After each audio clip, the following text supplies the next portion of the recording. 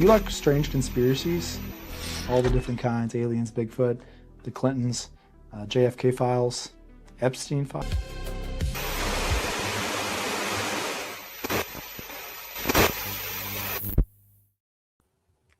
Hey, how's it going, everyone? Welcome to Strange Conspiracies, our live show tonight. We've got Missing 411. So we're going to be talking a lot about that. If you're not familiar with it, hopefully we can make you familiar with kind of what that is tonight. We're going to share some case files, and we're going to have some live call-ins later. So anybody who's got anything related to Missing 411 or strange disappearances that are related, we're going to be excited to talk to you guys about that. We've got Chris. What's up, Chris and Taylor? Thanks for jumping in early, guys. It's glad to have you here. So for those of you guys who are not familiar with Missing 411, let me give you a little bit of background on it. So across North America's wilderness, thousands of people disappear every year. Most are eventually found: lost hikers, injured climbers, people who wandered off trail. But some cases are different. They vanish quickly, sometimes within minutes. Search dogs lose the scent, massive search teams comb the terrain, helicopters fly overhead, and still nothing is found. Former police officer David Paulides spent years documenting these strange disappearances in his book series, Missing 411. That's really where this comes from, is David Paulides, and he does have a really kind of a prestigious career. He really did a lot of good work documenting all these different disappearances and how he believes they're tied together. He noticed something unsettling. Many of these cases share eerie similarities. They often happen in remote wilderness areas, places like the Great Smoky Mountains National Park, Yosemite National Park, and rugged slopes surrounding Mount Shasta. And some of the stories are deeply unsettling, and we're going to dive into some of those here shortly. But that's just to kind of give you guys an idea of what Missing 411 is. It's actually one of the largest, most popular conspiracies that there's a lot of people pretty heavily invested in this. So, hey, Courtney. Hey, Ashes. Welcome to the show. What's up, guys? Appreciate you guys jumping in. So, like I said, here in a while, we're going to have some live call-ins, but just kind of give you guys some housekeeping notes to get started. Every Friday, we drop new episodes, usually between 11 and 11:30 Central Time, AM, of course. And so we kind of cover a broad thing on this channel. We cover everything from aliens, Bigfoot, true crime. We really kind of cover a lot of different things, and we've got some exciting things coming up, kind of cold case files related, some stuff actually pretty close to home. So I'm really looking forward to sharing that with you guys in the future when we get that kind of finalized. So if you do call in later in the show, we just ask you stick on topic, Missing 411 related. And that kind of covers anything true crime. We're going to be able to have you guys jump in and talk about, strange disappearances, different things like that. Kind of one of the cool things I wanted to share with you guys. Oh, hey, how's it going? Jumping in the chat. We appreciate you jumping in. Senian, I know I say your name wrong every time. I apologize. So something that I find interesting about Missing 411, I was going to show you guys this. Let me pull this up. There's actually a map view. So I hope you guys can see that okay. So it may be kind of small on the screen, but basically you've got two maps kind of overlaying each other. One is a map from David Paulides' books where he documented all these strange missing disappearances across, like I said, a lot of rugged terrain, a lot of national parks. What's crazy is you have the map above and the map below. They almost line up perfectly. You have your missing folks, and then you have the cave systems in North America. And so if you kind of look at both maps, a lot of it lines up. And so there's kind of this conspiracy or thought or theory behind how these folks go missing. And it's always around these cave systems. And it kind of makes you question, are they falling into a hole and nobody's finding them into like a cave system? Is something taking them in the cave system? And some of these people have been found, but not all. So it's definitely kind of an interesting thing. And I wanted to throw that map up there. I hope you guys can see that okay. Hey, Taylor. I appreciate you. Yeah, true crime is probably, it's actually one of my favorite things is true crime. I like to cover a lot of things, and we have a lot of awesome guests who we talked about all kinds of things, but we are going to do some true crime. In a few weeks, I've got a couple episodes coming out where actually a guy, he was shot, and he's going to share his story about that. So I'm really excited for that. Had a great episode drop today. Actually, Phantom Messiah, who's in the chat. We're doing a 3-part series, kind of covering her life and the stories that she has, and it's fascinating. So you guys make sure you jump in and check out today's episode. I think we're going to push future lives starting next week to Wednesday nights. Not as popular of a night, but YouTube's algorithms are kind of strange. So we're dropping our episodes on Friday and having it live the same day. We feel like that may be messing with the episodes a little bit. So I wanted to make sure and let you guys know that future lives are going to be Wednesday nights, 8:30 p.m. Central Time. I hope that doesn't affect you guys from coming and jumping in, but I'd rather do that than move the actual, live show or the episode drop. So let's see. I'm going to pull that down. Wrong turn vibes. That's funny. So, but yeah, like I said, guys, we're going to do some call-ins here in a little bit, but I kind of wanted to just kind of go over some of this. One of the most famous cases that are tied into this missing 411, it really is a case of a guy named Dennis Martin. He was actually a young kid that went missing. We're going to jump into that, but I wanted to tell you a little bit more about the patterns. So again, it's always rugged terrain. It's usually national parks, the Great Smoky Mountains, Yosemite National Park, Mount Shasta. And there's others too. These are just the most common. And some of the patterns, the disappearances are always near water. It seems to be kind of what lines a lot of these up. There's a lot of like granite boulder fields, a lot of sudden weather changes. Some of the victims have been found in previously searched areas. This is one of the most common. We'll have search teams, scouring these woods, these forests, and they'll cross these areas multiple times, and then they'll come back and they'll find them in an area that's already been previously searched. And if you guys have ever been part of a search, whether it be working in law enforcement or, even helping with a search, the way they do this is pretty like laid out. They're very consistent about, like groups of people walking in areas. And they kind of mark the areas they walk in so they know if they've been in that area previously or not. And so it's just kind of weird that they find them in these areas they've searched, and, multiple people are on the ground searching. So there's some weird ones too. There's actually one in Arkansas that I want to cover. It's actually children that go missing in the woods, and they survive in almost impossible conditions, freezing temperatures, just drastic weather changes. They're not clothed properly when they get lost, and they come back, with bruises and bumps, but for the most part unscathed. And there's a lot of interesting stories kind of about that. So is it a coincidence, or is this something that we just don't understand? So let me pull you guys back up.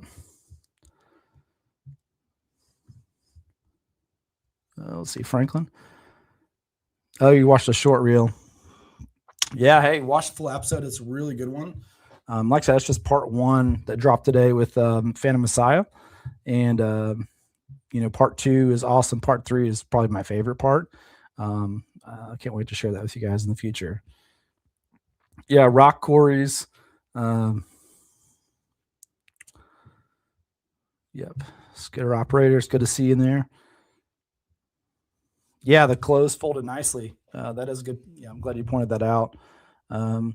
Actually, probably the case that is most interesting to me is this is a case in Arkansas at Devil's Den State Park. Actually, I didn't really know about this case until I started kind of looking into it. This was back, I think it was in the 70s. There was a young girl who was camping with her family and like swimming, camping, hanging out. Starts to get kind of dark and she kind of suddenly vanishes. And so, of course, everyone freaks out. They're looking for her. They can't find her. They call in, law enforcement. They start this massive search. And I mean, days go by, multiple days, and there's just nothing. And they find this girl kind of miles away from where she actually went missing. Um, and she's barely unscathed, basically unscathed. And so uh, it's just kind of odd, you know, was she in a cave? Um, that's kind of the weird one, and that's not one that I originally had planned to talk about tonight. It's just one that I had learned about that's close to home. So, oh, Ash has been lurking, kind of in the shadows there, hanging out. So,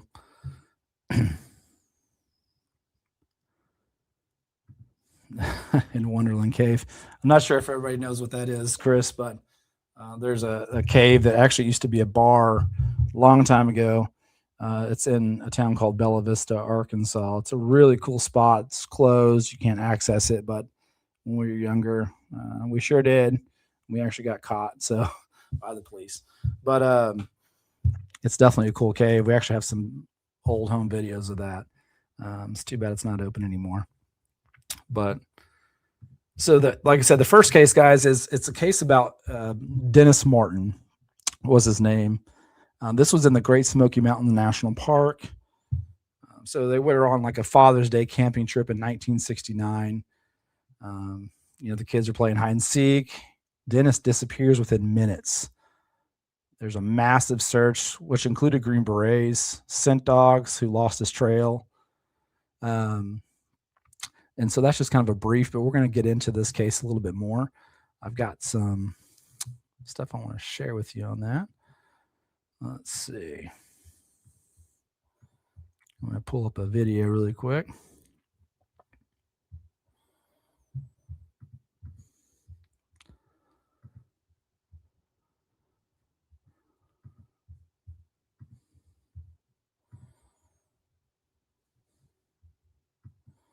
Just bear with me, guys.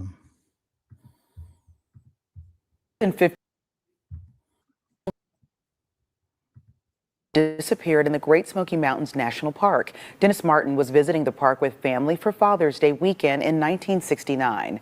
The National Park Service's case file says while playing hide and seek near Spence Field, Dennis disappeared without a trace. Despite one of the largest searches in park history, with thousands of volunteers, rangers, and trackers scouring more than 50 square miles, no sign of him was ever found. June 14th will mark 56 years since his disappearance.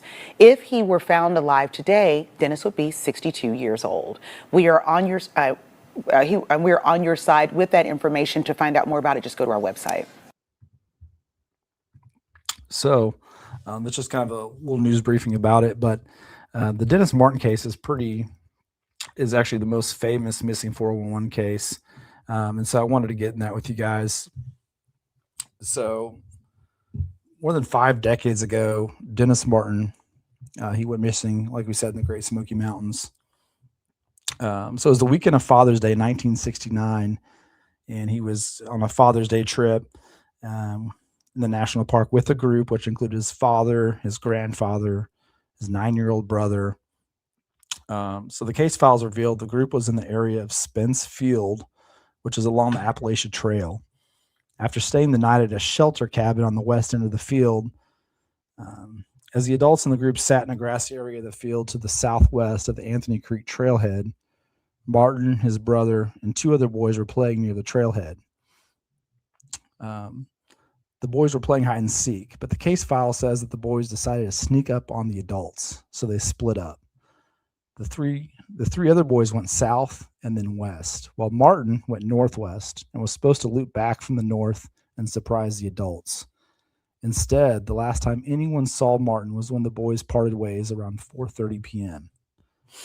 According to a timeline in the case file, Martin's father said he became concerned about 3 to 5 minutes after the last time Martin was seen. He began calling for him. He also began searching on the Appalachian Trail. He returned thinking that Martin might be back with the rest of the group, and then continued to search the Appalachian Trail further. So shortly before 8:30 p.m., Martin's grandfather notified rangers that the boy was missing. So they were looking for him for a good, almost 4 hours on their own before they notified him missing. There were attempts to search that night, but there was heavy rain and thunderstorms, which hampered the efforts with an estimated 2.5 inches of rain in the area. The streams in the area were reported as high and turbulent. So rangers and family members searched the immediate area around where Martin was last seen. The chief ranger set up a plan for the next morning. So if you guys remember, we talked about kind of the strange patterns. So, different like crazy weather patterns that happened around these disappearances. And that's just one of the patterns. And so, it's unfortunate he went missing, and then there was this heavy rainfall. Let's take a peek here at the chat. Hey, Sophia, I appreciate you joining the channel. We do drop new shows, new episodes every Friday, 11:30 a.m. Central Time. And we're going to start doing our live shows on Wednesday nights. Hope you guys can join us on Wednesday nights in the future for live shows.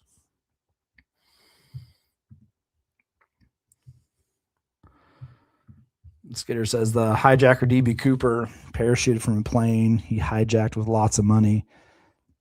Yeah, jumped into Sasquatch territory. Yeah, that's one of the most famous stories. I think one of my favorite movies, and I'm awful with remembering things, but you guys probably know it. It's not that old. It's probably like 15 years old. It's kind of a movie about that. They go looking for DB Cooper's treasure, and it's kind of a comedy. But yeah, that's I've heard that they know who he is. Some reporters supposedly believe they found the real DB Cooper, and they've approached him and like on camera, but of course he denies it. So who really knows? But that's something I've seen not too long ago, actually. Okay. Yeah. No, we always appreciate Josh shouting out the channel. So if you guys aren't, subscribe to Mysteries Unknown, make sure you guys jump over to his channel. It's Mysteries Unknown and check him out.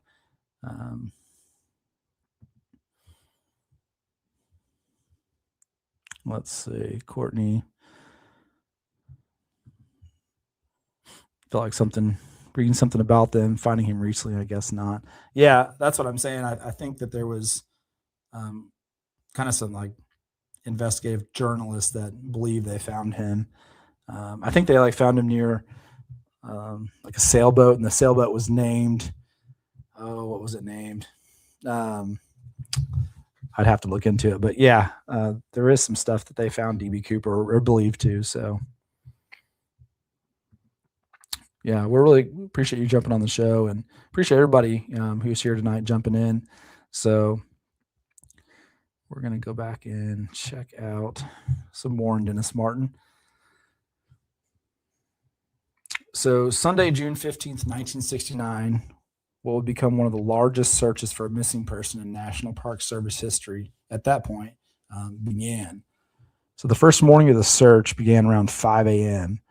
with experienced personnel and searchers checking the west prong of the Little River, Anthony Creek, and the drainages for Little Bald and Spencefield.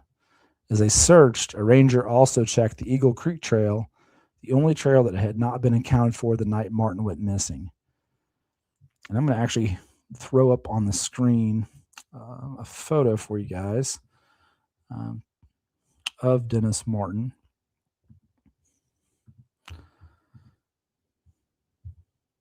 So this is him when he went missing. He was young, obviously at the time.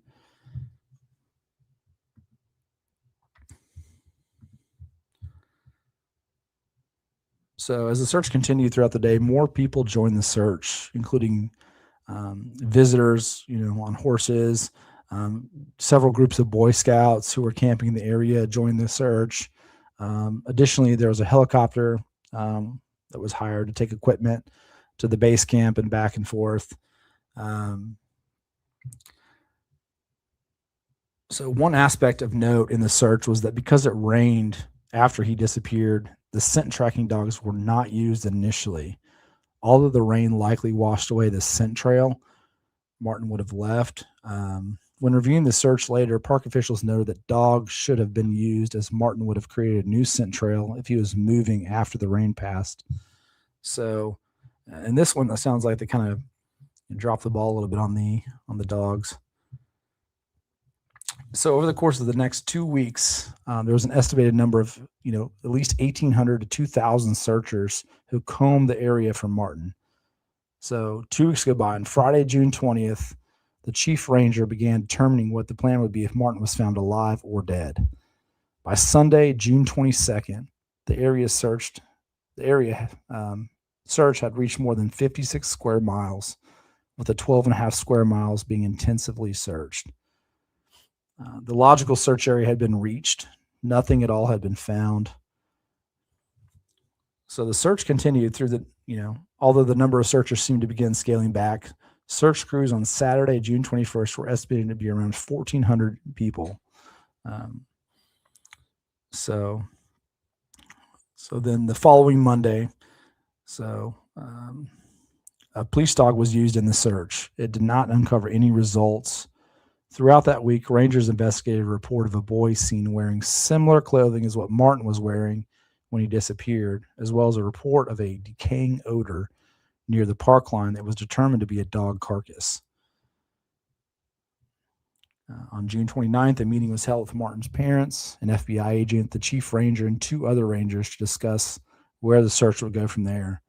Some of the points from that discussion were included in the case file, but there's no evidence to support a kidnapping. So they don't believe he was kidnapped. They think that he legitimately, went missing. I was going to also show you guys this.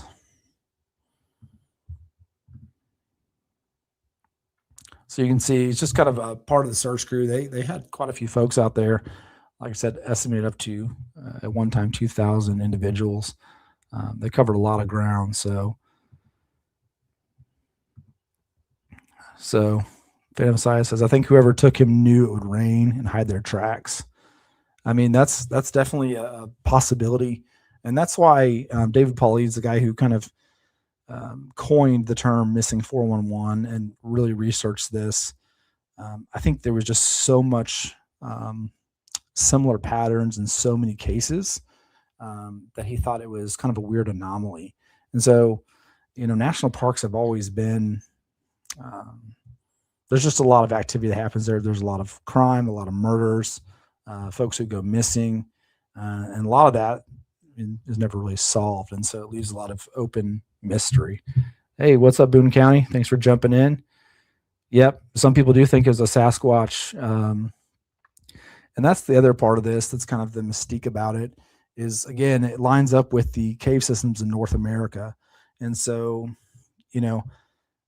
there's a lot of military underground bunkers kind of spread out all over. Some are known, many aren't.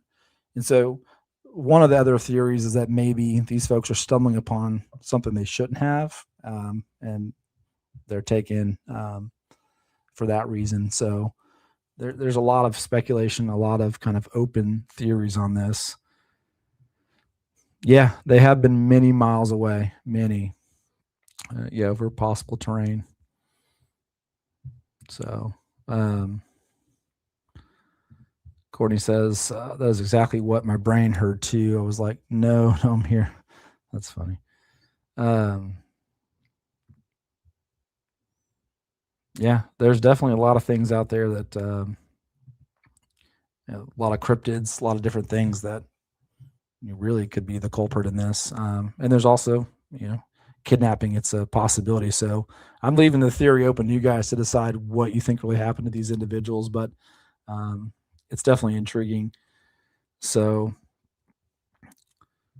let's see, we'll dive back into this a little bit, but so The search finally ended on September 13th. You guys remember this started back in June. So I mean they were searching for a while. Obviously there was less people as it carried on. Um, so one of the rangers wrote a note. He basically said that if Martin was ever found, he would be found within a few miles of the shelter near where he disappeared. Um, Fast forward to October 1969. There was a comprehensive review of the search operation that was completed to learn how future searches could be conducted better. Possibly the key takeaway learned, the report stated, was that because of how quickly the search developed, the park failed to realize that they needed quick organization of manpower, overhead, and public relations. The report also noted that they lost manpower because rescue squad members or volunteers were not properly equipped. Among changes for future searches, the park said there was a need for a safety officer, for search dogs to be used sooner, and for a press officer to keep the public better informed. So that's kind of the official story of the Dennis Martin. Like I said, one of the most famous cases that is really tied to the missing 411. So there is something else to it. There's a controversial witness report about a large hairy figure carrying something through the woods. So that's what leads some to believe kind of the Sasquatch theory that they're taking kids. Something that I've learned just from talking to a lot of you guys and kind of following the cryptid stuff is that like Bigfoots, they tend to hoot and holler and call more when there's women and children nearby, and so it makes you wonder if they're attracted to that. And so I think we were actually talking about that a little bit on one of the episodes coming up with the Phantom Messiah. So it's definitely interesting. What do you guys think? What's your take? What's your theory? Let's see. Yeah, I think there could be a lot more that's more sinister. That's for sure. That's for sure. So Skitter says, I suspect super colliders were built to bring demons, monsters from other dimensions. Um, no, that's definitely a good theory to have as well. There's actually been a couple of folks I've talked to who have seen different orbs, and within those orbs, they kind of glow and flash, and it's black inside. It's almost like a floating black hole, and maybe there's something to that. I've had multiple people tell me kind of a similar thing about these orbs who they kind of tie them to UFOs. So I think that there's something there. Yeah, that's hey, from that report, like I said, there was a controversial report about that. So who knows? That's definitely an option. Revelation says the sixth trumpet, he will send out creatures. We're in the end times. Yeah, I mean, hey, with all the things going on right now, I think all the signs are pointing to we're definitely getting close. Yeah, it really could be anything. And like I said, this is just the first story. As we get into more, you guys are going to start seeing the patterns, and that's really what he hammered down was it's always around like water sources, strange like weather patterns. I say strange, but weather patterns happen around these disappearances, whether it be rain, freezing and frigid temperatures. So, and national parks. Again, there's just something about national parks, guys. I don't know what it is. So, I'm going to show you. Let me pull this up here. Just to kind of give you, so for the Dennis Martin case, this is kind of an overview shot of kind of the trail where he went missing. You can kind of see how much wooded area is around this. It's definitely like, if you're familiar with the Appalachian Trail, many folks go and hike those trails, and never been there myself, but it would be cool to go and at least hike part of it at some point. So it's very rugged, very remote. So, Skeeter said, I saw an orange orb inside another orb hovering in the sky. Looked like electricity inside it. It shot out of sight when I spoke to it. Yeah, so like I was telling you earlier, Skitter, that I've had at least 3 people tell me their stories, and um, it's not always related to aliens or Bigfoot, but they see these orbs and they kind of black inside, but they flash and they glow kind of weird colors sometimes. Um, who knows? My take on all this is the CERN, the Hadron Collider over in Geneva. They're searching, they're shooting all these particles at such high speeds underground, looking for the God particle, and it makes you wonder if what they're doing has a kind of affected dimensions or different planes. So it's something that I find interesting. Yeah, that definitely is strange for sure.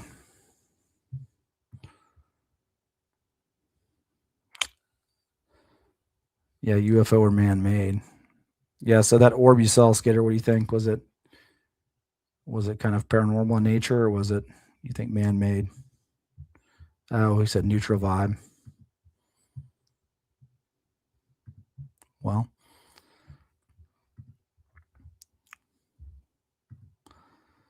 so the next one we're going to talk about, and I've got some pretty good ones we're going to talk about here, but the Dennis Martin one is by far the most well-known out of all missing 411.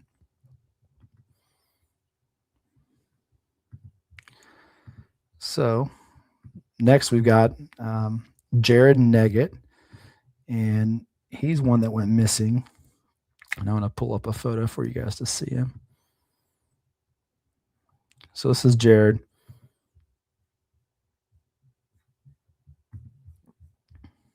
Get over to. So Jared went missing in the summer of 1991. He was 12 years old. He was a resident of San Bernardino County, California. And so he set out on an adventure that did change his life. Unfortunately, ended his life.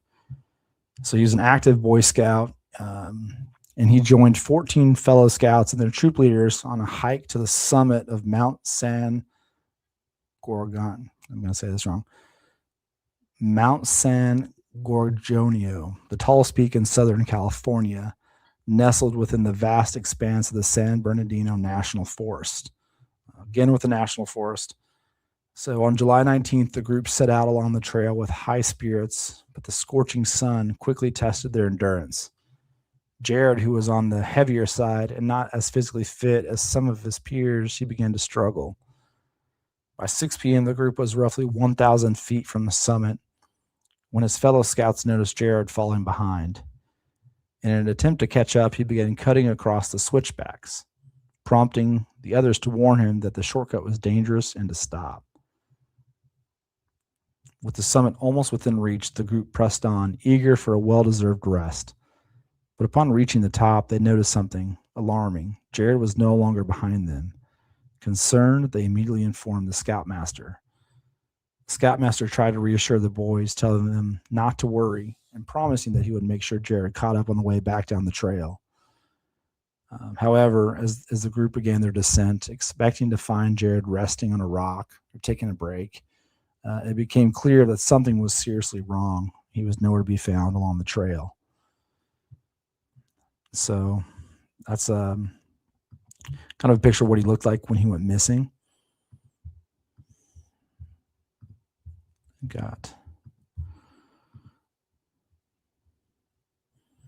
And so kind of the weird one on this story here is that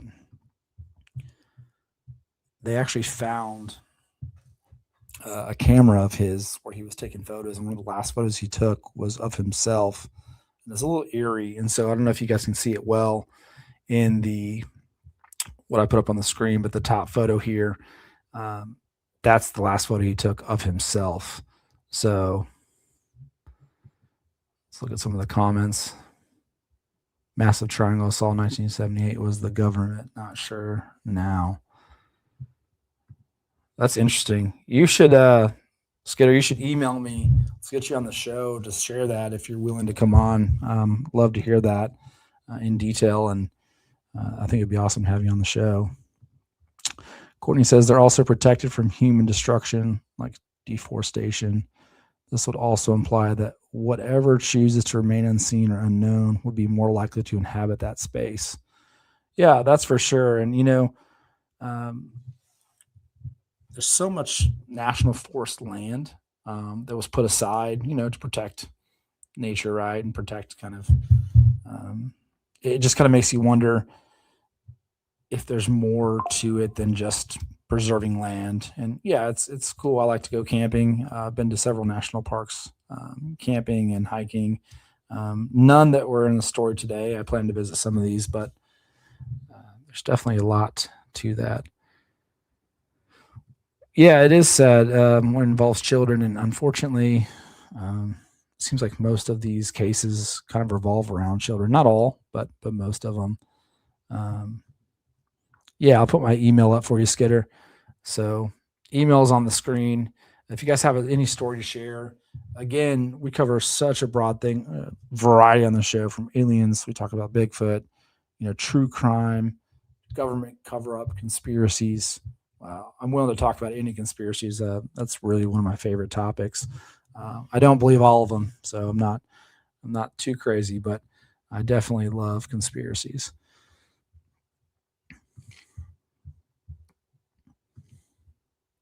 Yeah.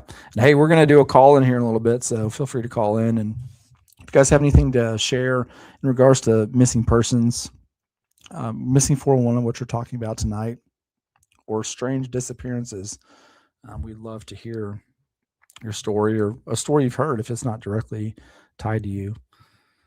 Courtney says, "Don't large predators naturally go for smaller young like children?" Yeah, I mean that makes sense. If you get like a mountain lion, or um, it would make sense that they would go for that.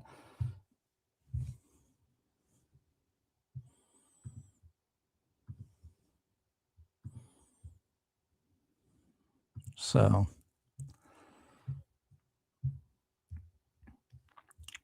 let's see. I'm going to show you guys. So this is actually kind of the terrain that they were traveling when Jared and his troop, they were going up this summit. If you can see that, okay, you can tell it's pretty rough terrain. It's not even ground. Looks like you could easily stumble and fall if you weren't careful.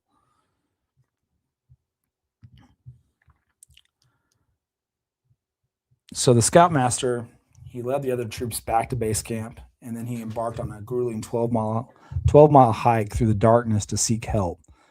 In the hours that followed, sheriff's deputies and search teams combed the area, aided by helicopter. The search proved extremely challenging as the terrain was rocky and densely covered with thick brush. As news of the young boy's disappearance spread, a Santa Ana firefighter came forward, claiming he had likely been the last person to see Jared. He explained that he had spotted Jared walking alone and cautioned him to stay on the marked trails and avoid straying from the path. So that's interesting, right? And like I said, there's the picture I showed you guys earlier where he had taken a photo on his camera of himself. So within 3 days of the search, efforts focused on a 6 square mile area where a footprint believed to belong to Jared had been discovered. Searchers also found his backpack containing empty candy wrappers and pieces of beef jerky, likely dropped by the missing boy during his ordeal. Soon after, another crucial item was recovered: Jared's disposable camera. It was found along Vivian Creek Trail at an elevation of 10,200 feet. The camera roll contained 12 photos taken on the day of his disappearance. Mostly the photos were, surrounding landscapes, but the final image kind of proved haunting. And like I said, it appeared to be a self-portrait taken with the camera held close to Jared's face. Only his eyes and nose were visible, and the use of the flash suggested it had been taken at night. The eerie photograph left his family and loved ones deeply unsettled. So it's definitely unsettling. Could you imagine finding a camera and then the last photo is just a close up in the dark of your child? That's just terrifying.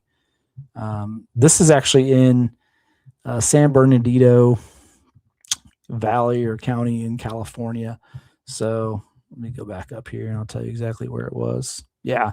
So it's in Southern California in the San Bernardino National Forest is where this took place. So if anybody's from California, I don't know if you guys have been in that region or on these trails, but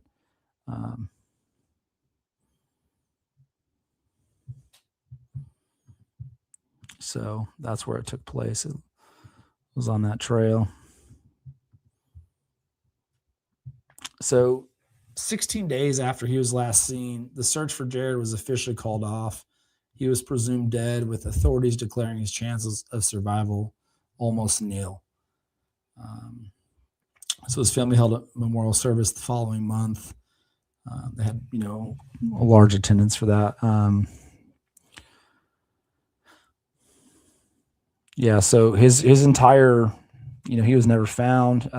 His remains were never found. Like I said, all they found was some beef jerky, stuff that maybe had fallen out of his pack, and of course that disposable camera with lots of photos, and the last one being the photo of him at night. So definitely kind of a crazy deal. It's terrifying. So what we'll do now is instead of me just talking the whole time, I want to take some calls. If anybody's interested in calling in, I'm going to put my number up on the screen. Like I said, guys, let's keep it related to the show. If you have anything about missing 411, strange disappearances, weird activities, anything to do with national parks really as well, we'd love to hear it.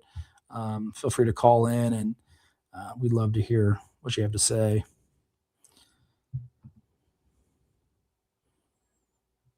Yeah. There's a lot of stuff that happens in California. Quite a few things that happen out there, it seems like, in relation to, even Sasquatch sightings, alien encounters as well. There's just a lot that takes place there. Like I said, if anybody is interested in calling in, I've got my number up on the screen. If not, then we will go on to the next story. Let's see here. I'm going to give you a little bit better.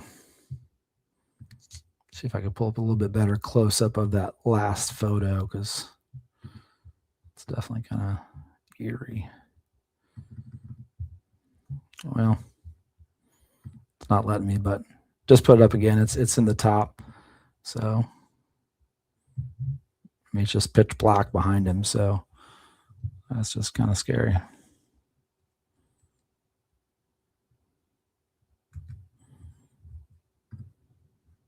So, yep, definitely love call-ins. Anybody who wants to call in, we'd love to have you call in. So feel free to give us a call, and we can kind of go over that. Let me get my Courtney. Where's Mary? She's kind of our. She calls in every show. So haven't seen her tonight. So yeah, your car was wrecked. I remember you. I think last show you called in and shared that with us. That's definitely. Again, I'd love to have you on the show and share some of this. Yeah. If you want to call in, Skidder. Mary may be sleeping. Yeah, she may be out tonight. So, well, if nobody wants to call in, guys, we can kind of go into. I've got just a couple more stories I was going to share with you guys. This one, the next one's actually, it's from Lind, Minnesota. It's a guy named Brandon Swanson. You guys may have heard of this story. This one's a little bit different, just because it doesn't take place in a national forest. Essentially, there's this car accident on a rural road by this young man. He calls his parents for help, and he's on the phone with them the whole time. So we'll get into that because he's never been found as well. And that one's really strange. It's just not in a national forest, but it's definitely very interesting. It's actually one of those that really catches your attention when you hear it. So I'm going to pull something up here.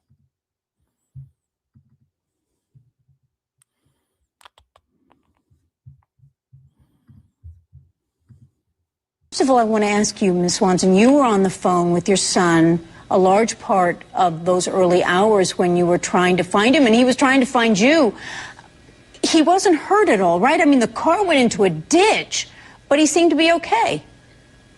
Correct. He said he was fine, that he was not injured. And, in fact, when we did find his vehicle, there was no damage to it. It was simply muddy from being on a gravel road, but no damage to the vehicle. What was it like that night to be going through this and so close to your son, but so far from your son? Yeah, as Brandon tried to explain to us where his location was, and he was extremely sure of himself. He felt confident in where he was at, and that we were the ones that were confused about, how to get to him. And as the conversation went on, as the minutes ticked by, it came to a point where as long as Brandon was on the phone, as long as he was talking, as long as we had contact, it was okay.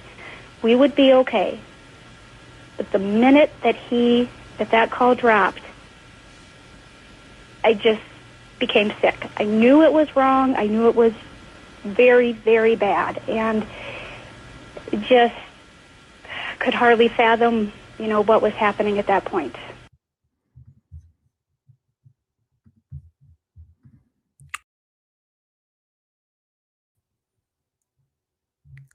So as you guys can see, that was just kind of a news article. His family talking about it. We're going to get into the story so you guys fully understand it better, but it's just really a strange one. Again, this is in Minnesota. So let me pull this up here.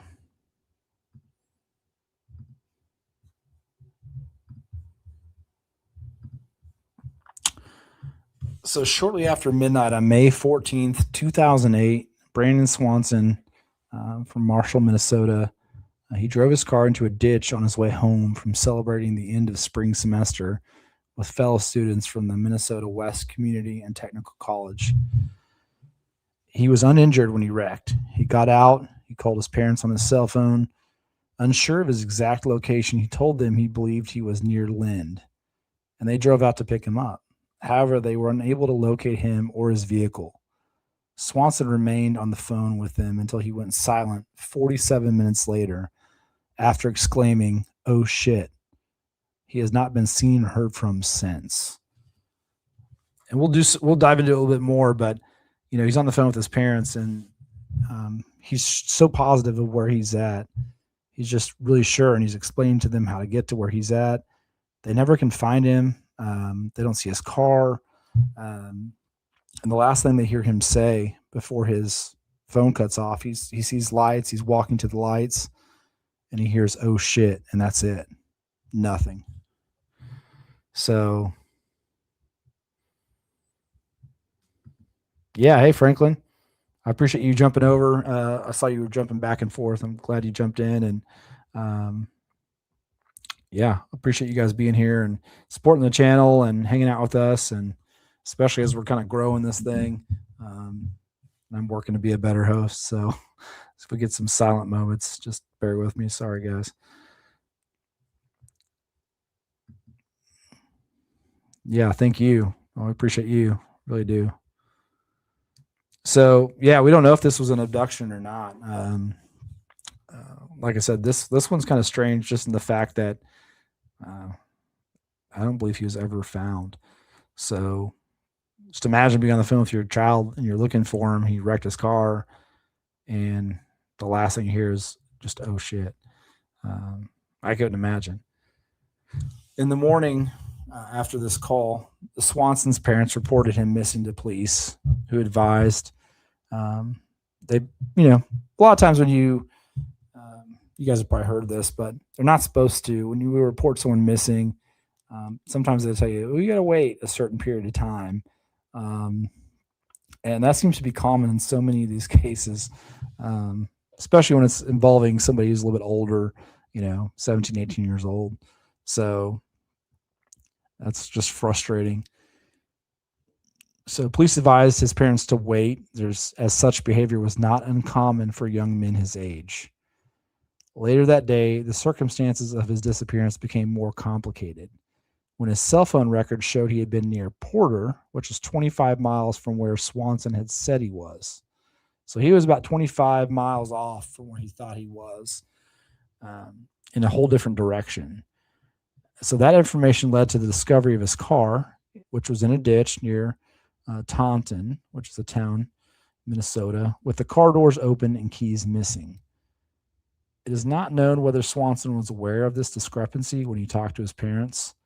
Foul play has not been ruled out, but it also has been proposed that he might have accidentally fallen into the Yellow Medicine River, which was near where his car was found, and drowned. Although extensive searches have not found a body, there's been land searches with dogs that continued in that area for several years. His parents eventually, successfully lobbied the state legislature to pass Brandon's Law, which requires that police begin investigations of missing adults promptly. So, that's in the unfortunate events of all of it. That something decent came out of it, where the police have to respond, promptly, versus saying, "Hey, just wait. This is common for young men." To this day, there's not even his body being found. And so it's definitely kind of wild. Yeah. What's that show? The First 48. So if you wait 24 hours, you really cut your time even short. You cut your time right in half. So come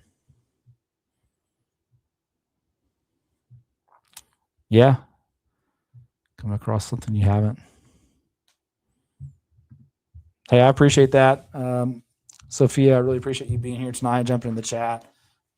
Definitely appreciate that. Lucy, hey, thanks for coming in, Lucy. Says, I think saying this is common is such a slap in the face to parents. I know what's common and what isn't for my kids. Yeah, that's fair enough. I think everyone with kids can agree with that statement. That seems to be kind of a common occurrence, the 48 hours or the 24-hour wait time.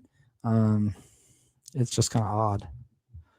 There must be a vault where all the strange happenings are kept, documented by the government. Hey, I'm with you on that. What's interesting is, guys, I get put on the spot and then I forget things. It's my ADHD is what it is. It is definitely my ADHD. Somebody help me out. What's that? The Smithsonian, right? They supposedly have all kinds of things that they don't have. There's been FOIA requests for a lot of different things that people believe that they actually do have, and they're like, "Oh, we don't have that." And so I think that there's something to kind of the Smithsonian. I hope that's right. One logging job I worked in California in the High Sierras had a sale administrator disappear. Interesting. You should call that in, Skidder. Months later, he was found in Texas. No idea how he got there. That's interesting. Think he went MIA on purpose, or? That is scary. Yeah, we can all high five that. It's definitely horrifying. So a little bit more on this Brandon Swanson investigation. So he got reported missing at 6:30 a.m. And so, again, the police said that it was hardly unusual for young men that age to stay out all night, after, hanging out with friends in like a college town. So they did start a search later that morning but they found no trace of Brandon in the town or outside. They requested backup to kind of better focus the search area. And so, like I said, his car was abandoned from where he thought. And my thought on this is, maybe he wrecked his car and maybe he didn't get severely injured, but maybe it was just enough. Maybe he hit his head on the dash. And so he was maybe a little disoriented, but didn't realize it. That's kind of my first assumption with that, is that's why he was so backwards on where he thought he was. Maybe he was just disoriented from, running into a ditch, jarring his body around. And so that's kind of my thought on that. What do you guys think? Yeah, who knows? That's right. Yeah, stories, stuff they won't provide. Definitely. We'll see you when you get back, Franklin. Appreciate you being here.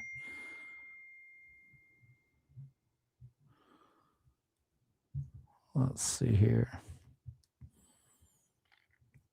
Now I was going to also pull up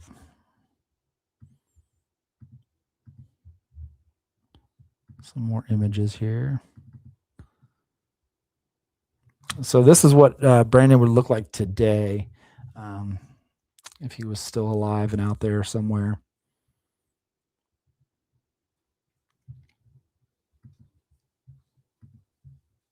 Yeah, we're expecting some bad weather here. I just heard the wind hit my house, so we are expecting some kind of crazy weather. So hopefully it's not going to affect the internet. So if it does, at least you guys know why. So, yeah, I think he got taken. Something made him disoriented enough to even crash. Whatever it was, may have been setting a scene. Yeah, that's a thought right there for sure. Government officials are not allowing certain parts of the Grand Canyon for visitors because of hiding ancient ruins and maybe proof. Yeah, I've heard this. There was actually a YouTuber that I've watched a little bit, and he went there to kind of see if this was real. And yeah, he got stopped by kind of the military. They showed up. I've also heard reports that there's people who live in the Grand Canyon, like legit live there. And they walk miles to get to where they live within the canyon. And yeah, that place is weird. I've never been there. It's on my bucket list of places to go and kind of visit. So it's definitely interesting. And I was going to also look at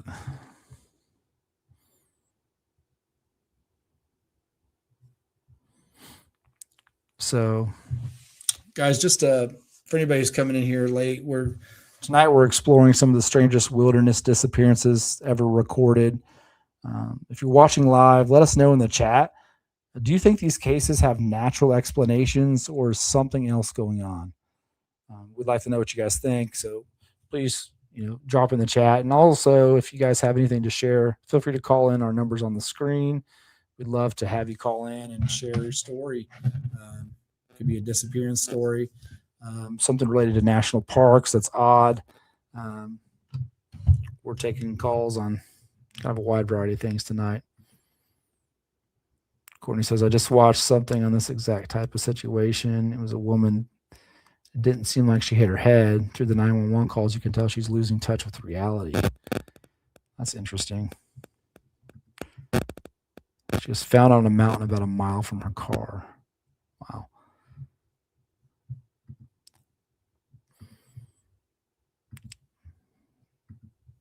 So if nobody's calling in, what we're going to do is we're going to move on. So this next one is pretty interesting. You guys may have heard of this one, actually. It's a guy named Kenny Veach. He went missing near the Nellis Air Force Base range in Nevada. So, hey guys, it looks like we are getting a call. Hey, this is Cody. Thanks for calling to the show. Hey, Cody, this is Skidder operator. Hey, Skidder. Appreciate you calling in. Yeah, I could tell you a few things that have happened to me. I know it sounds kind of weird to I got so much to tell because, it sounds like you're lying and making up stuff, and there's a lot because most people either don't have anything or it's very little. But man, this stuff started when I was a teen, just like 13. No. Hey, look. And I'm retired. Well, and I appreciate you sharing any and all stories you have, Skidder. And like I said, I hope you'll email me too if you're interested in being on the show. I'd love to have you on, and especially to talk about that UFO one on the show. I think that would be really interesting. Yeah, that was weird. Yeah. So you spent some time in California, is that right? Well, most of my life, yeah. I moved to Washington State back in '94. In Northeast Washington State. I've been here ever since. But the first thing I can, the older I get, the more stuff kind of clicks. Like, man, that was weird. I think that might be related to Bigfoot too. That went down way a long time ago. Something just came to me about a week ago that I never had thought of before. Because where I lived, my best friend lived across the road, and he had a creek in his backyard, and it went down to the river.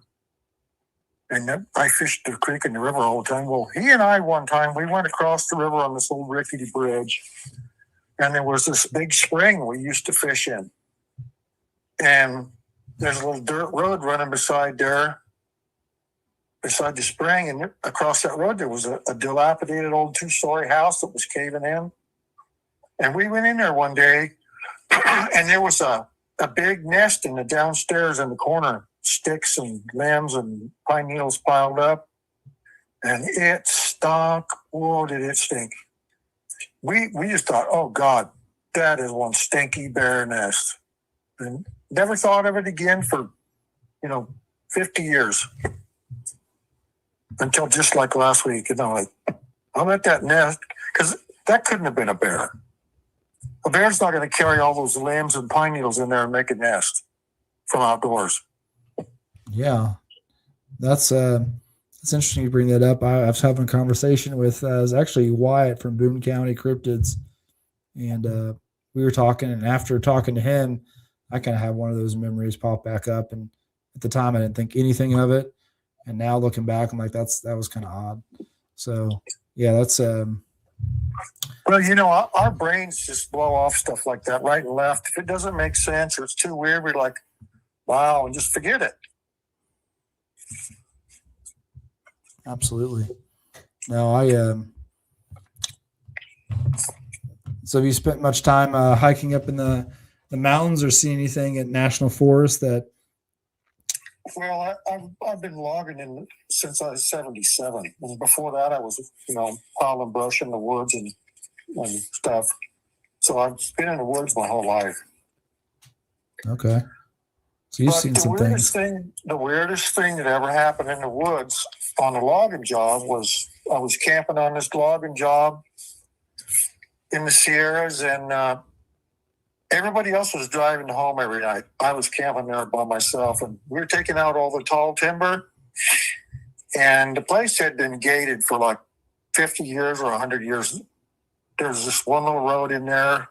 We had to improve the road to even use it. Like this place had been abandoned for a long time and gated, and you couldn't get in there from anywhere else because of a creek and a bluff. It just kind of landlocked, and I was staying there I had one of those pickup bed campers, and one night there's a ravine just across the haul road where I was camped, and something came down that ravine screaming just like a woman being burned with a blowtorch. I mean, just murder, And another one came up the ravine at the same time, and they met at the same time right opposite my camp, like they timed it perfectly. And when they met, they stopped screaming, started breaking wood. Sounded like 2x2s and 2x4s snapping. I never did go over there and look to see, I just thought, man, it must be cougars or something, but they're not going to break wood. Man. And I opened the door. I had no idea what it was. I opened the door and told them, shut the hell up. And they did. Total silence. And then, I don't know, a week or two later, one came right up to my window and screamed just like that. I just about had a heart attack. Wow. Man, and then it was I don't silent. blame you for not going over there. I would have probably not gone over there and looked either.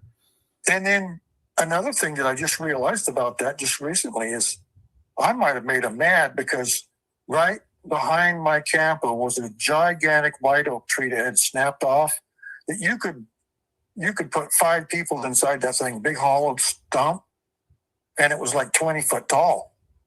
So maybe that's where they like to take a nap. I don't know. You get to wondering, why were they so mad? Well, I know they're probably mad because we were cutting all the timber, but it wasn't very far from that logging job to where my car got wrecked. And I think it was the same ones. Man. So I think they were mad and they just checked me out. Yeah, and so that was, you said, in the same area as when one ran into your car, right? Yeah, it trashed the car. It stopped me just like I hit a big oak tree. I mean, just boom. I just saw a big something coming down the embankment on my right. It was just red dirt with no grass or pine needle, nothing, just red dirt. This thing came down that high embankment fast, like a blur. And it just looked like something with long hair on 4 legs. It might have been brown. I didn't see a tail. I didn't see a head. I just saw a big body just getting with it. And so I kind of changed lanes to try and avoid it. And that's when I hit it. I think if I hadn't have changed lanes, it might have just ran in front of me and been gone. It was coming so fast. Man. Crazy fast. How bad that damaged your car? Oh, it was junked. I mean, I fixed it up myself enough to drive it to work, but it would have cost more at a body shop to fix it than it was worth, Yeah. Man, that's definitely interesting. Yeah, it pooped all down the side of the car. It caught its butt crack right in the door frame, I think. It bent the door frame back. Man. Do you think you get any photos or anything of this by chance? No, I was just scared. I wanted to get the hell out of there. Man, that's pretty. No bear's going to run that fast. So did you get a pretty good eye look at this thing when it was running towards your car? No. Yeah, I could just tell it was big. It was on 4 legs and it was hairy. And I think it was brown. Wow. But it was so fast. It happened so fast. It was crazy. I mean, just about the time I saw my peripheral vision, I started to change my steering, and that's when it hit me. I mean, it was just that fast. Boom. And I'm sitting in the road facing the wrong direction, not moving. Man. And I kind of think it was the same crew that was screaming at me. No, I appreciate you calling and sharing that. I appreciate you being in the live, and I really, really do appreciate that. Appreciate you jumping on. Glad to jump in. Yeah. Well, thank you for calling in, Skidder. And as always, love to hear a story. And man, email me. I want to get you on, and it'd be cool to share a story on the channel. Yeah, I'll do that. So I look forward to seeing you back in the chat. All right. We'll talk to you later. Hey, thank you. Bye-bye. Bye. I love every time Skidder calls in, he's got some really interesting stories, and from his time logging, which he did for, sounds like a long time. So just being in the woods that much. Let's see here. Yeah. There's seems like a lot of, new homes being built and stuff. A lot of things are getting pushed out. So I was going to tell you guys the story about Kenny Beach. Again, you guys may have heard this one. Maybe. It's fairly recent. So this took place near Nellis Air Force Range in Nevada. And it's basically a guy who spent a lot of time kind of in the desert hiking and checking out old mines and stuff. And one day he comes across an M-shaped cave, and we're gonna kind of get into that a little bit more. But I wanted to kind of set the scene there for you guys, because this one's a little wild. There's some theories in this one what actually happened to him, but there's no real definitive.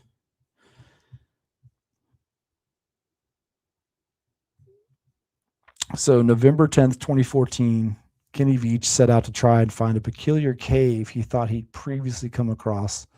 He was never seen again. So I've actually got a video. So he had I believe a YouTube channel where he kind of shared some of his adventures, and I want to share this with you guys. I'm looking for a cave that I found, and I didn't have a sidearm when I was here before, and something about that cave just spooked me. Out of all the caves I've ever gone in, this one just made my body vibrate. The closer I got to it, the crazier my body felt, and I was like, all right, I'm not going to go in there right now, but I'm coming back someday. And I talked to some people on YouTube, and I told them, hey, I'm coming out here, you know, because they kind of called my hand on it. So I don't know if there's going to be anything to it, but it might be interesting. If I can find it, I got to relocate it, and this is a big mountain range I'm in, and I'm on foot. You know, my truck's way out there. There's no roads, there's no trails. It's a pretty rough terrain. So hopefully I'll find it. It's shaped like a big M. It's a big cave that looks just like a gigantic M, and it's about as tall as I am and kind of narrow, and it's stuck on the side of a mountain. So I hope I can find it again. And if I do, I'm going in there. I'm gonna put on my light and take my gun out and walk in there, see if I find anything. So Kenny Veach, and this happened near Nellis Air Force Base, kind of in Nevada, kind of in that range over there. Hey, what's up, Dano? Want to make sure I said hi. Appreciate you jumping in. So Cinia says, my problem with these people often go missing like that. Caves are dangerous, period. Yeah, and especially this area, he was exploring a lot of, in the desert, there's a lot of abandoned mines and things like that. But he did come across what he said was an M-shaped cave. He was going to go in it, but he felt like vibrations from it, which really stopped him in his tracks from even pursuing it. So he knew he was going to go back and actually check this cave out in the future. So that's kind of, yeah, caves are deadly. But I will tell you, we have a lot of caves in the area we live in here in Arkansas, and I've been in quite a few caves myself. I like to explore them. I'm not crazy enough to like get in those tight spaces like you see some of those videos. I could never do that. I would just, yeah, I wouldn't make it out. So to kind of give you some backstory on this, on November 10th, 2014, he was a YouTuber, an experienced hiker. He did a lot of hiking in this area, so he was familiar with the terrain. He disappeared near the Nellis Air Force Base in Clark County, Nevada. He had ventured into the desert to find a cave that he stated was abnormally formed to shape the letter M. So before setting out, he was warned by one commenter to not go to the cave as he might never return. So he lived in Las Vegas. Like I said, he was really well versed in this terrain. He'd spent a lot of time exploring this.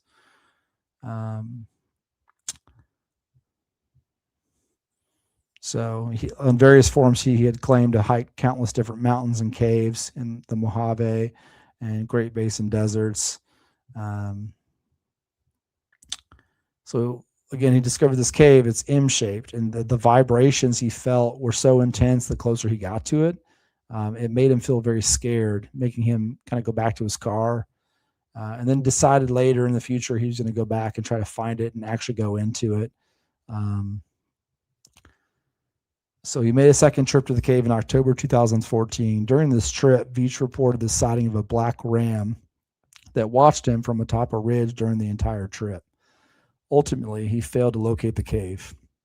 However, he recorded the journey and published it on his own YouTube channel. which I think it's still out there today. It's titled The M Cave Hike, which was on October 18th. Despite increasing concerns and warnings from others, Beach announced plans for a third trip to find this M Cave. After his unsuccessful second trip, this time armed with a gun. So on November 10th, 2014, Veach is speculated to have set out on his third hike, bringing with him his truck, a cell phone, and other supplies necessary for his journey. Veach informed his girlfriend of his plans, but he did not give specific details about the location. This would be the last time anyone saw or heard from him. Several days after Veach failed to return, his girlfriend reported him missing. So the area where this M cave was located is considered to be remote and a challenging area, notorious for its isolation. The landscape is dotted with old mine shafts, some of which have reportedly been used by the military for chemical disposal. The area was difficult to access, requiring Veach to hike around 10 hours in order to reach the vicinity of the M cave and return to his car. The region had a reputation for being dangerous, with reports of drug activity and even being dumping ground for murder victims. So they did search for him. It included volunteers and officials from the Nevada Search and Rescue Team.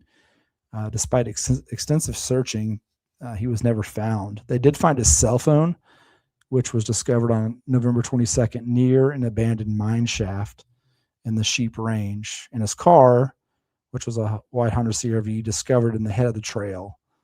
The phone's location suggested that Veach had made it to the general area he intended to explore, but his ultimate fate remains unknown. So he definitely kind of interesting, especially with the story of this M-shaped cave. It definitely makes you speculate and wonder. Again, it's near Nellis Air Force Base, which there's a lot of speculation of what happens at Nellis Air Force Base, a lot of secrecy to some regards in that. And so what do you guys think about that one?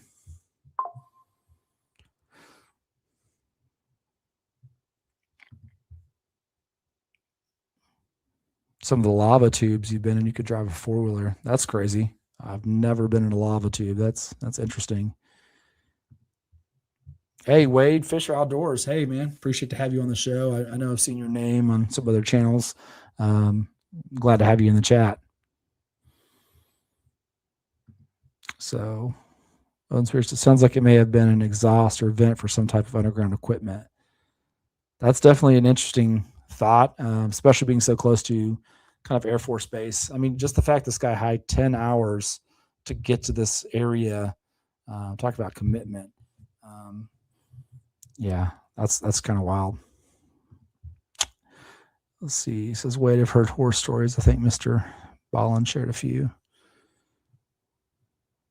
Skitter says, all kinds of isolated places can end you if something goes wrong. That's for sure.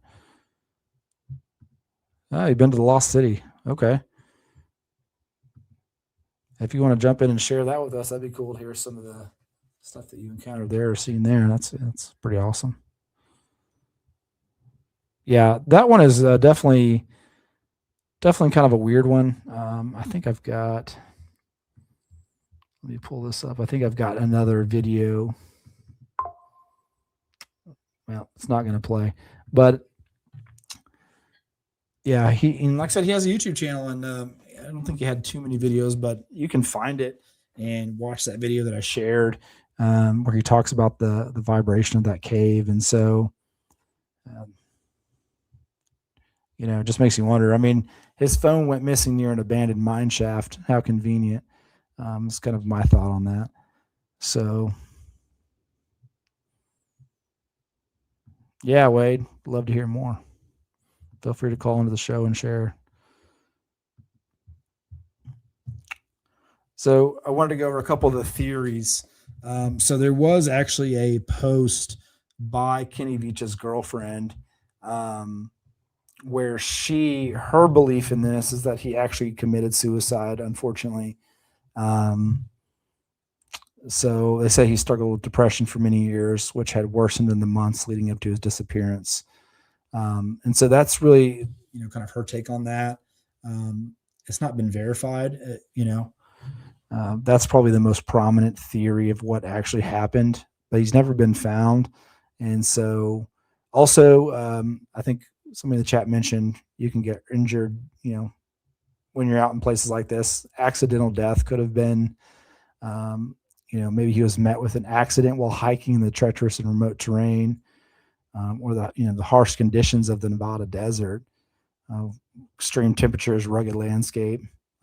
Easily could have got dehydrated, or went into an unknown mine shaft or cave, and who knows what could have happened. Also, there's a theory of military action. Maybe he encountered something he was not supposed to. Speculating, maybe about extraterrestrials, secret military experiments. Some believe that he might have been killed by the U.S. military to prevent him from revealing what he discovered. So let's just say he did find that M cave and decided to go in. Maybe that he found something he shouldn't have found. So Skater said that an unmarked black helicopter hovering by my yard a few years ago. That's kind of wild. You should definitely share that story. That is very interesting. Yeah, that does not. And Wade, sorry, I didn't see what you said. So it says, it's a giant cave system opens up to a big underground lake. You can take a glass bottom boat right in. Oh, that's cool. That's really cool. Love to check that area out.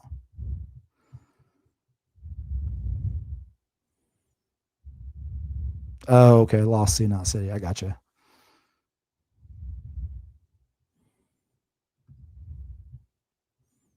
Yep, limestone caves are definitely used. We actually have a lot of limestone in Arkansas, kind of near the Ozarks. There's a lot of cave systems. There's actually one cave over here. It's owned by somebody, and they use it for try to you can do, like, they call it the Spanish treasure cave. So apparently there's history that there's treasure buried there. I don't think it's ever been found, but you can take a tour through the cave. It's pretty cool.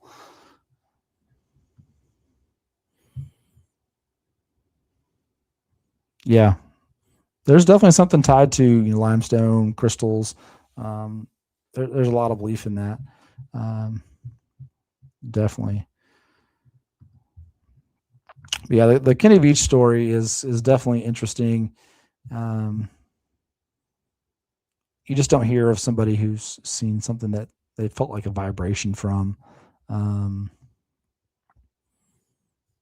It really makes you wonder. So some things that I've read that kind of track with some of that is some of these underground bunkers. They're said to have energy sources that we can't really fathom or we don't know about.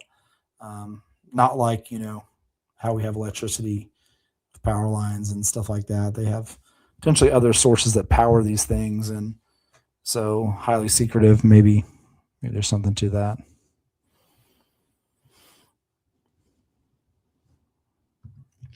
Yeah, quartz. My wife freaked out. She doesn't like underground places or tight spaces. Yeah. Wait, if you guys have probably all seen this, but the videos of those guys who were really big into caving and splunking and different things, they go into those really tight caves where they're like basically stuck and they just squeeze their way out. I can't even watch those videos. They give me way too much anxiety.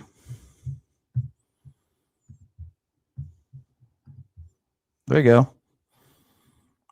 We definitely have, it's been kind of confirmed we have directed energy weapons, right? So 0-point energy. I'm sure we have lots of things that we don't know about. So yeah, cave divers. I've actually been in a cave where I had to go under some water, but it wasn't a tight space. So yeah, I can't do that either.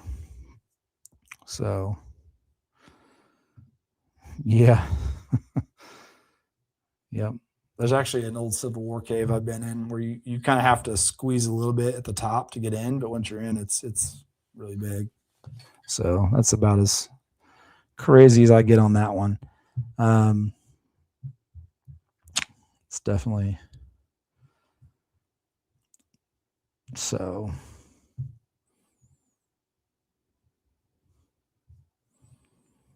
guys, I have kind of one more story I was going to share with you. This one's not as long. You may remember this one. Actually, this was not long ago. I think it was in 2019. Let me pull it up here. Where did it go? So it was a missing 3-year-old boy. And so this is a news article. It says missing 3-year-old boy says a bear kept him safe while he was lost in the woods. And there's actually a handful of these stories that exist throughout just history.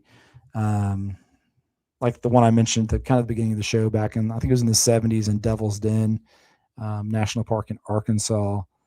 A girl went missing, and she was missing for quite a while, found miles away. And she says that, she was kind of in a cave system, and something was helping keep her safe. There's some speculation of what that was, but so in 2019, a 3-year-old boy named Casey Hathaway went missing while playing outside his grandmother's house. So despite enduring freezing temperatures and heavy rain, the story actually has a happy ending. The child survived the harrowing experience, thanks in part to a bear who kept him safe and warm. So his disappearance brought out seasoned searchers as well as everyday people concerned for his well-being. Upon learning the boy was missing, law enforcement, the U.S. Marines, professional search teams, and volunteers went looking for him. He was found after a neighbor was walking her dog and heard him crying from the bushes about 40 to 50 yards from the road, which is kind of wild because, they searched this area if it was only 40, 50 yards from the road. Thankfully, he was relatively unscathed. He just had some scrapes, bruises after his time spent outdoors. That's when he told his family about the bear. Like something out of a fairy tale, the creature looked after the boy until he was found. He said he hung out with the bear for 2 days. His aunt wrote, and now a private Facebook post, God sent him a friend to keep him safe. God is a good God. Miracles do happen. Those stories might sound far-fetched. There are other accounts in which bears took care of kids stranded in the wilderness. For instance, in 1888, the New York Times reported on a 2-year-old girl who was found in a valley and claimed a bear had kept her warm. In 1955, another 2-year-old named Ida Curtis spent 2 days in the Kootenai National Forest in Montana and was comforted by a bear while there. So, what do you guys think about that? I think I've got a photo here I was going to show you.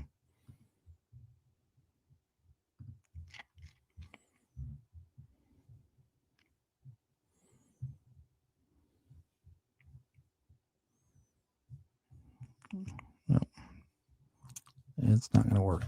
But yeah, so that was there's a lot of stories of that. And so, was the bear real or was the bear not real? Was it a bear? Was it a Sasquatch? What do you guys think?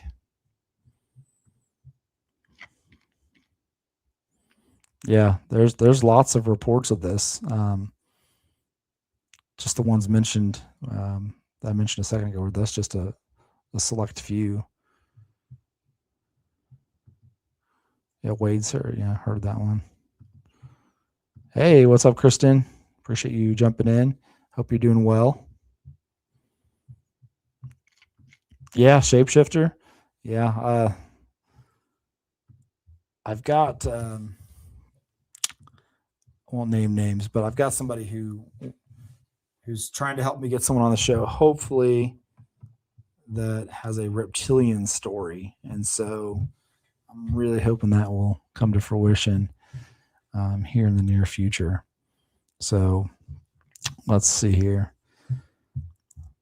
So do you guys have any stories you've heard, missing 411 or disappearances, kind of like what you talked about tonight, that kind of make you raise your eyebrow a little bit? The ones that intrigue me the most are, like I said, it's just these kids go missing and they could be found miles and miles away, in just like the worst terrain, the worst weather. They survive, and they have these stories. I was going to try to find really quick the one that I was telling you about from Arkansas, because that one's pretty fascinating. I just didn't have that one prepared, so.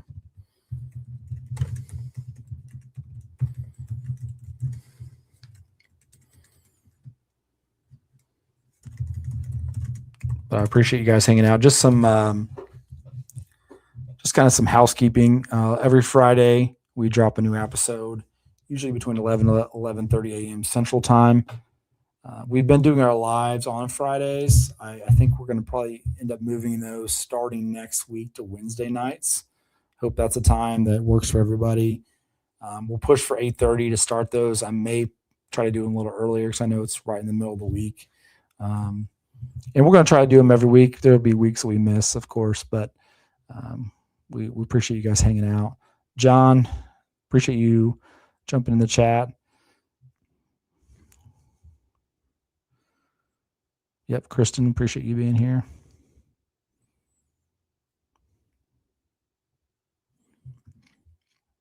Yeah, Dennis Martin. We actually covered that earlier, Wade. I don't know if you were in here when we covered that, but that was the first one we talked about. It's probably the most famous one in the Missing 411. And that's actually, if you know much about Missing 411, David Paul Leeds, the guy who kind of invented or coined the term and did all the research. It's one of the most famous ones he talks about. Yeah, Ashes. We do have some bad storms coming. So there's been some tornadoes on the ground in Oklahoma heading this way, supposedly, but fingers crossed.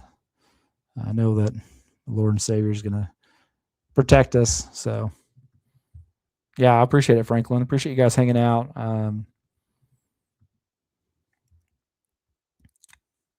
So crew guys fixing damaged military electronics had a really weird disappearance of one of their men up in Mount Shasta. Yeah, Mount Shasta seems to be a lot that happens up there.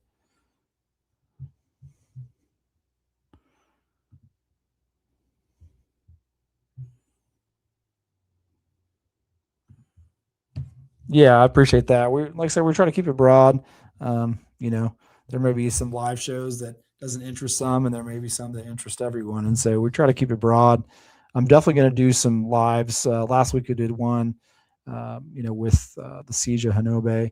That was kind of more of a Bigfoot one, and we'll do some of those as well. Those tend to attract kind of an audience. People really do like cryptids. I just like to keep it broad, and I've got some true crime stuff coming in the pipeline that I think you guys are going to find very interesting. So, Ashes, it's good to see you. Really? That's awesome. That is awesome, Skitter. I was going to pull up this one.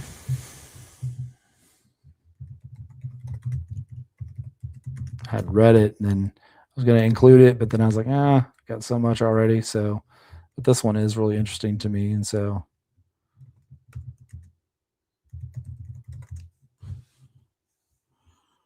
let's see here.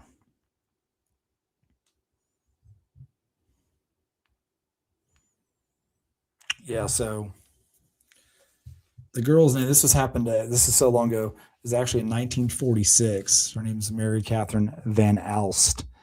This was in Devil's Den State Park, which is in Arkansas. She was 8 years old. She was visiting the park with her family from Kansas City. She was playing near a creek with her brothers while they were fishing. At some point, she wandered away from the campsite, and then suddenly she was just gone.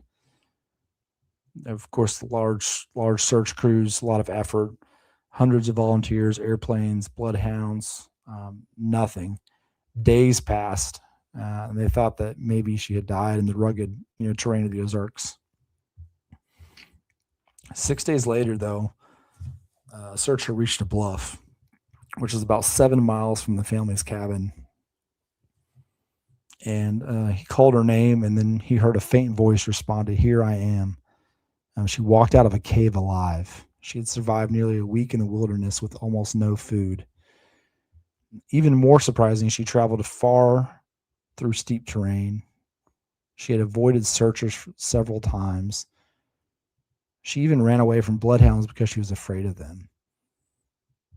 So kind of why it feels strange in this case. Again, it's tied to missing 411. She was just found miles away from where she vanished. She survived alone for nearly a week. So the thought on her is really that she did just wander away and got lost. And when she was trying to be located, she ran a little bit. There's a lot of caves in this area, and so she kind of took shelter in a cave and survived. So it's definitely pretty cool. Senia and I appreciate you jumping in.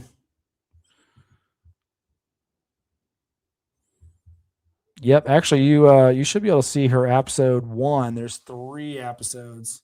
The first one came out today. Episodes 2 will be out next Friday, and then the following will be episode 3. So sorry to make you wait a little bit, but episode 3 is probably my favorite. It's definitely a really good one. Crazy work partner. He's always on my. Who needs sleep?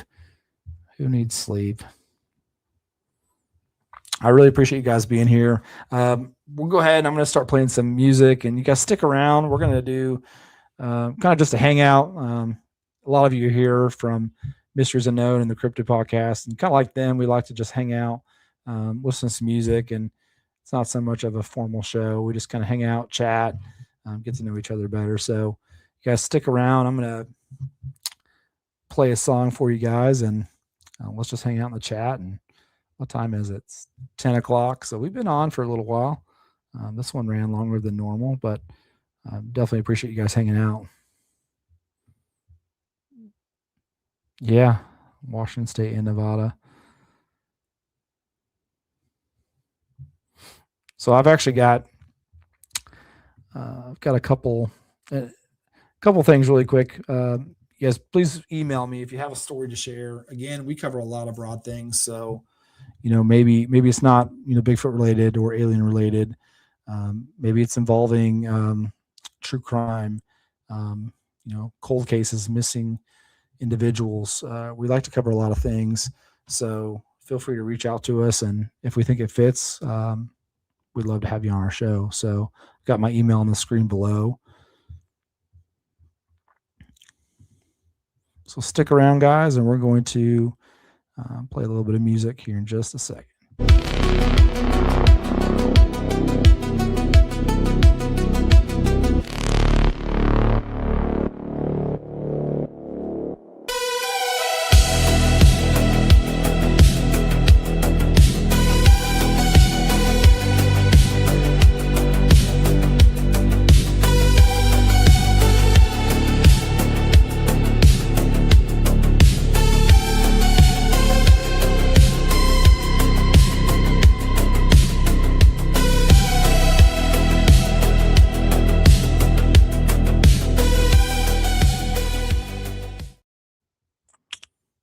Sweet. So I don't know what you guys are in the mood for tonight, but I've got a couple songs. You probably have heard some of these if you've been around for a couple of the shows, but got a couple new ones. But this one's kind of one we made for the show, kind of curated for our show. Let me know what you guys think about it.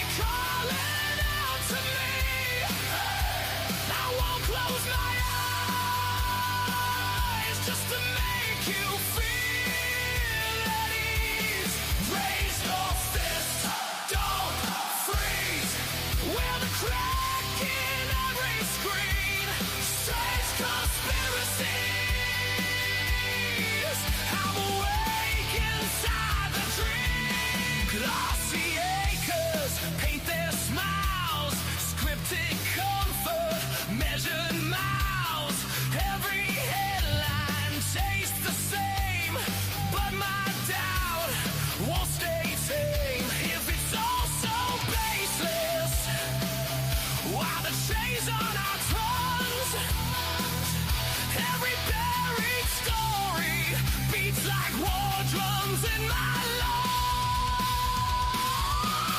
Strange conspiracies, yeah, they're calling out to me. I won't close my eyes just to make you feel at ease. Raise your fist, don't freeze. We're the crack in every screen. Strange conspiracies. I'm awake inside the dream. This is for the late night listeners, writing questions in the dark. For the ones they call unhinged, 'cause they're stuck on late marks. If doubt's a crime, then lock us in.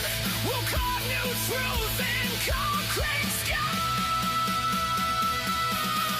Strange conspiracies, yeah, calling out to me.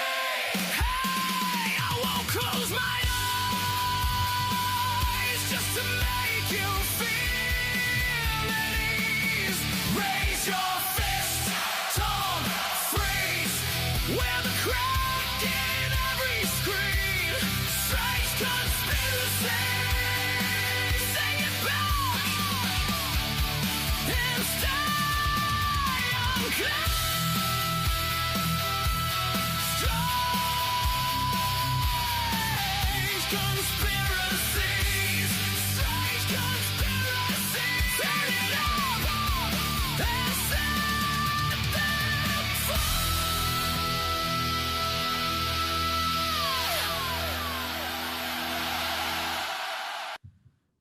So, yeah, I don't know what you guys think about that one. That's one that was kind of curated just for the show. I don't know if you guys have heard that one before. I know some of you guys a lot of people are new in the chat, and so we appreciate you hanging around. If you guys want to hear another one, send some ones in the chat. Let me know. We can play a couple more songs. I've got some anywhere from some 80s style to country to kind of a wide variety. Some more rock, of course.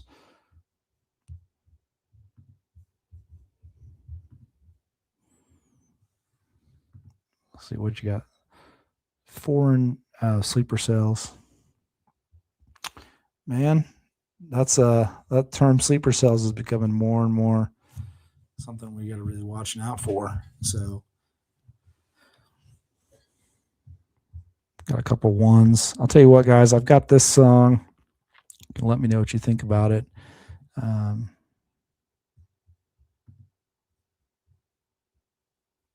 Give it up.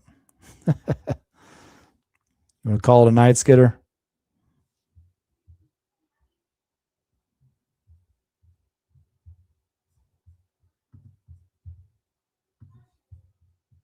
Let's see. I'll play this one for you guys. See what you think about it.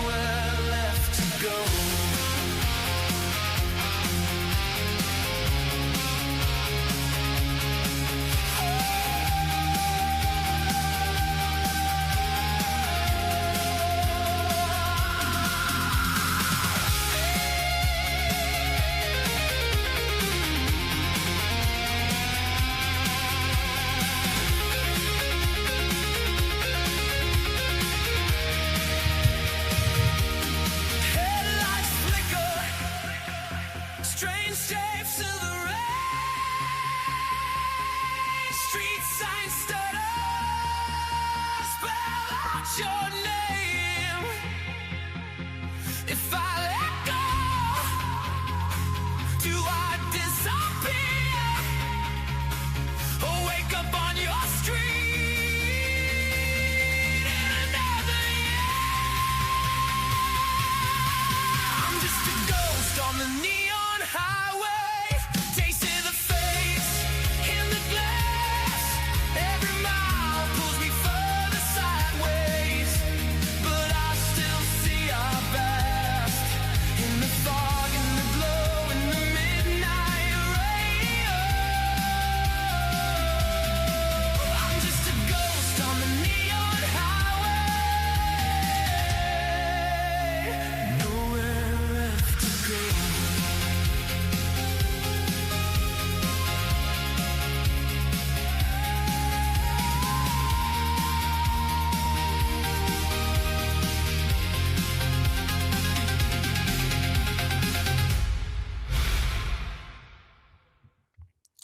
So, yeah, I'm glad you guys enjoyed that one. Oh, a replay of it. I'll turn it off. No, I appreciate you guys hanging out with us, and glad you liked that one. I'm not going to ask what kind of gummies you're eating over there. So what do you guys think? You got time for one more song?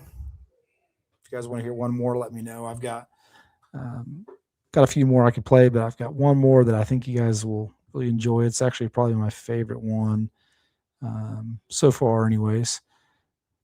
So you guys just let me know. Do you want to hear another one, or should we wrap it up for the night? You guys ready to go to sleep?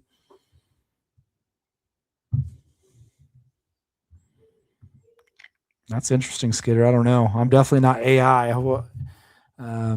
But I think that you're right. There's a lot of bots. So let's see here. This one's probably one of my favorite ones.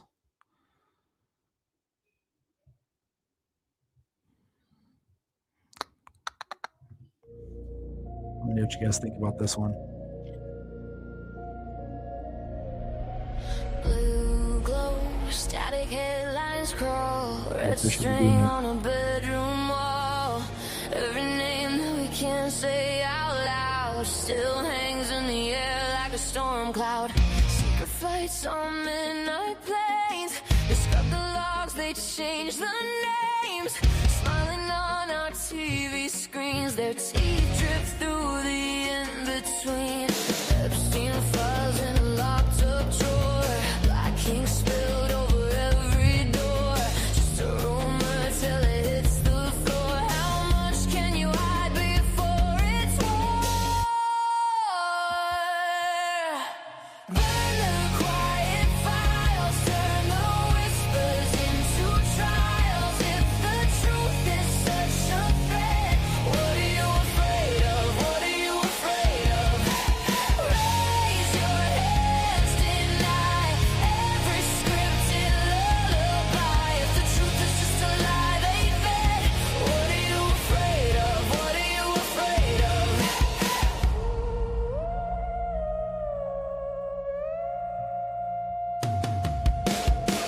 Cameras blink, but the tape runs thin.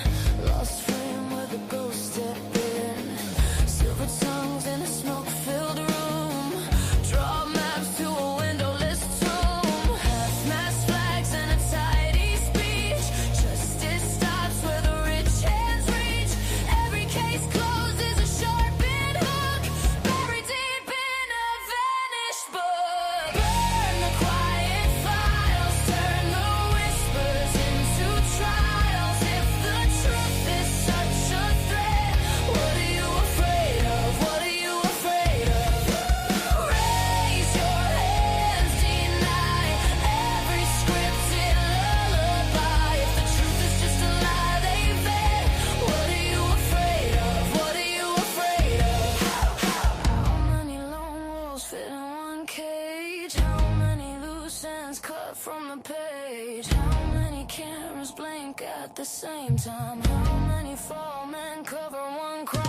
Count the patterns, count the ghosts, count the names they never toast. If it's all just fantasy,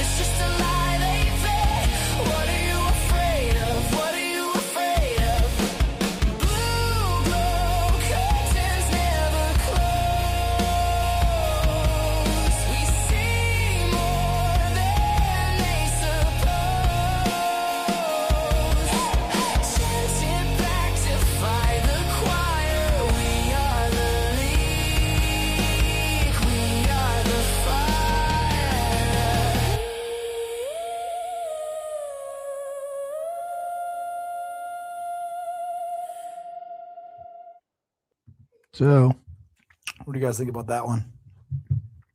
It's probably one of my favorite ones that I have. Look, I really appreciate you guys being here tonight, hanging out with us. I've never heard of that either. I appreciate you being here from Canada, jumping in. I think this is maybe your first time in the chat, so I appreciate you coming over here and checking it out. Bananas are delicious, especially frozen ones with chocolate. That's awesome. Lucy, you're rocking out with us. Appreciate you. So, guys, I'm probably gonna call it. As always, make sure you guys check in, like our channel, subscribe to it, tell your friends. If you have anyone who's got a story to share, have them email me. My email is going to be up on the screen here in just a second. Oh, it's already there. Yep, have them email me, and we'd love to have their story on here and share it. And again, we're going to try to do our live shows Wednesday nights, 8:30 p.m. Eastern time or Central time. See, I'm tired. I'm losing my train of thought already. So Central time, we may do it at 8. It just kind of depends on the day. But every Friday, a new episode drops. And you guys come across anything weird, please share it with us. Franklin, appreciate that. Ashes, appreciate you being here. Skidder, as always. Man, I'd love to hear your stories. Don't forget to email me. Would love to have you on the show. Hey, we appreciate you, and hopefully you can jump back in with us next time. Lucy, appreciate you. So,